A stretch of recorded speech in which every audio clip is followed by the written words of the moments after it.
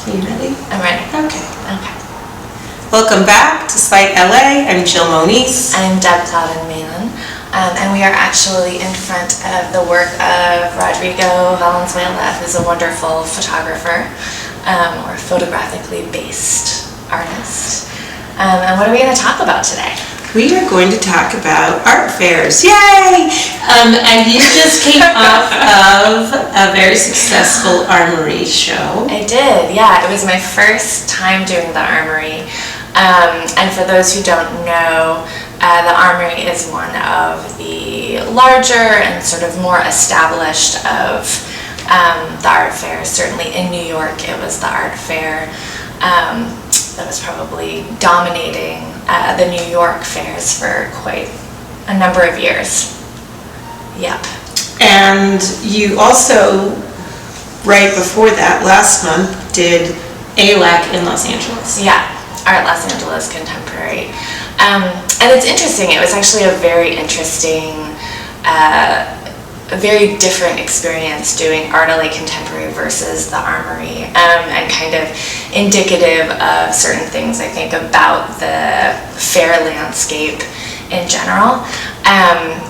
Art LA Contemporary is a fair that I love, that Tim Fleming started in LA 11 years ago.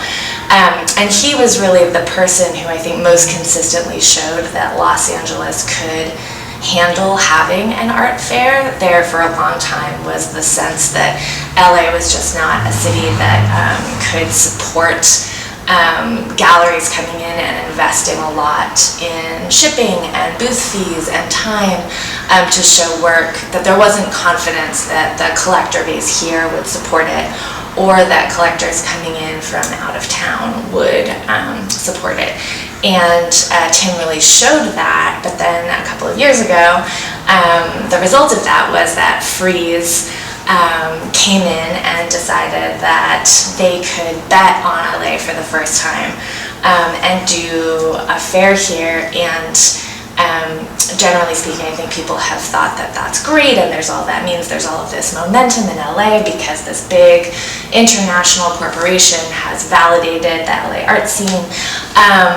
But that also kind of diverted energy from the homegrown fair a little bit. And it was at the exact same time as the Palm Springs Art Fair, right, and the Modernism show. Right. And I think that this year they took a real hit. Yeah. Yeah, it's a tough thing. I mean, I think the reason that we're all sort of so invested in and maybe a little bit stuck with art fairs as being an important part of the art world ecosystem right now is in part because it is becoming harder and harder to get people to come into physical spaces. People are living so much more digitally, and art fairs really came to prominence in the way that they are now. They've existed for quite some time, but I think they really came to prominence and started to dominate the conversation in the early 2000s when we were just starting to live more digitally. So I think it's this really interesting dynamic because on the one hand it is an opportunity to see so much more art in one place, and people love coming in from out of town, and as art dealers and for artists, it is a chance to have more people see your work in a short period of time than they might in any other situation these days. But it is also very flawed.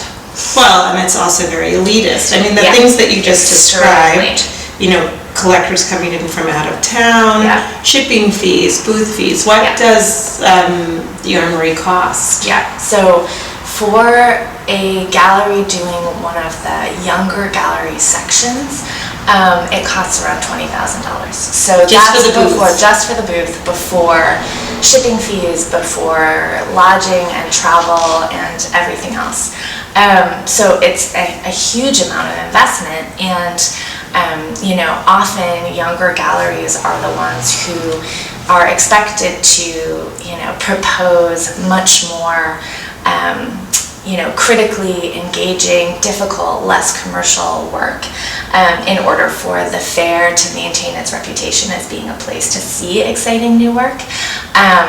But those galleries, myself included, are often the least likely to be able to absorb a major loss like that, if showing less commercial work, while the, crazy blue chip galleries may spend $80,000 and sell a couple of Ed Ruscha paintings and cover that. And as you said, it is extremely elitist, and like so much else of the art world, the people who have to pay for entry to these fairs are the people who are not of the wealthy class that is getting automatic free entry. And so, often you have all of this art moving from city to city to city, and the people who, live in the city are often not actually able to go and see it. It's the same people flying from place to place to place. Right. So Frieze LA was $125 a ticket. That was Armory.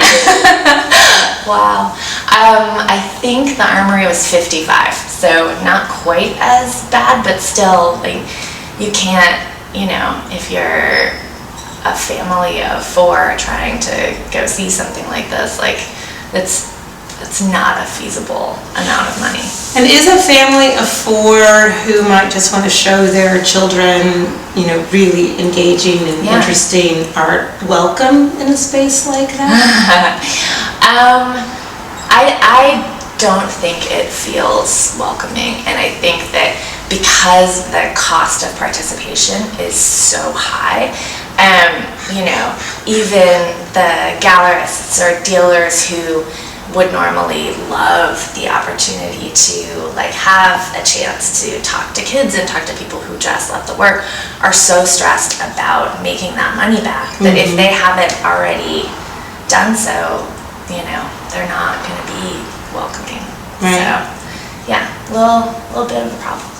And you also do Miami Basel. Yeah, well, we've done Untitled in Miami Beach for the last couple of years. And, there are things that I love about fairs just from a purely personal standpoint, which is that it has been the source of a lot of my friendships and relationships with other gallerists over the years who have this feeling of, we're in it together and we're all starting out super hopeful and then potentially terrified, and there is this sort of bonding element to it, but it's a problem. And what does Miami cost? I'm gonna keep making these Muppet noises to offset my deep.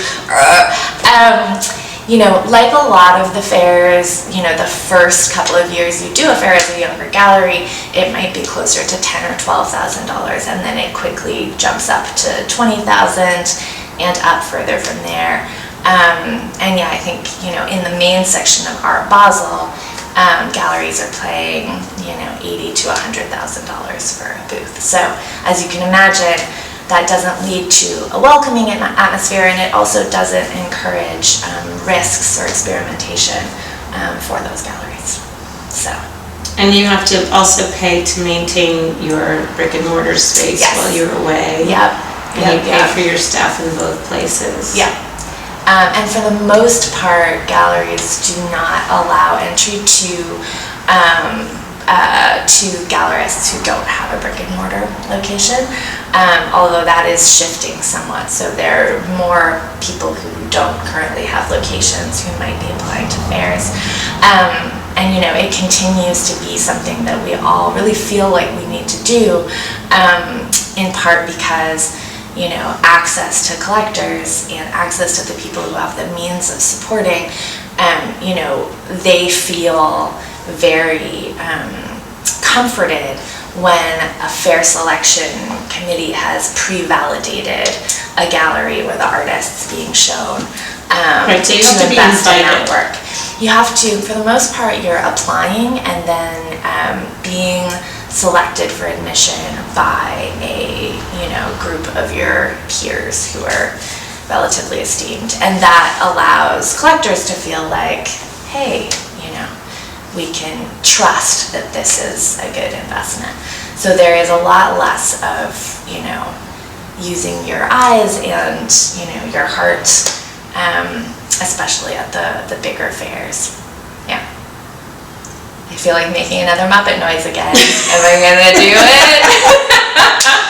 So on that note, we're gonna close it today. I think this was very informative, though, for people to understand fairs from a galler's perspective and to get a sense of what it means for us in the larger art world. So thank you.